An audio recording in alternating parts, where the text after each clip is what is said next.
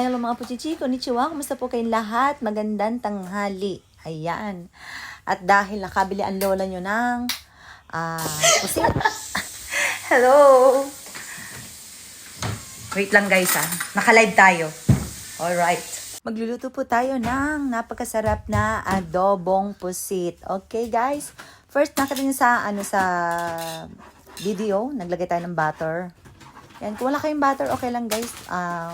Pwede naman yung mantika na lang, Bata ga nakkereba, abura de dajobu desu. Alright. Kono ryori wa, Nihonjin no kochi ni ao no de, tsukutte mite kudasai. Do ga minagara, Sa mga kababayan ko rin sa Japan, na may mga asawang Hapon, ayan. Nako po. Ipagluto nyo ng esposo nyo ng napakasarap na adobong pusit. Sigurado ako magugustuhan nila yan, guys. Ang adobo kong pusit nga pala, guys, naglalagay pala ako, guys, ng kamatis. Yan.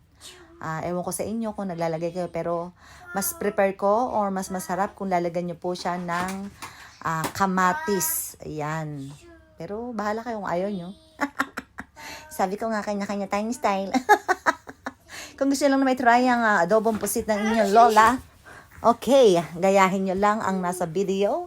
Siguradong hindi kayo maliligaw. Alright. Sure ako, guys, masarap to.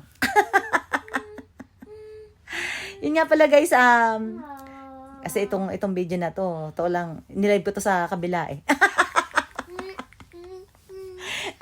Kaya guys, hindi ko na nakuhanan yung paglagay ng mga sangkap na nakalagay sa screen.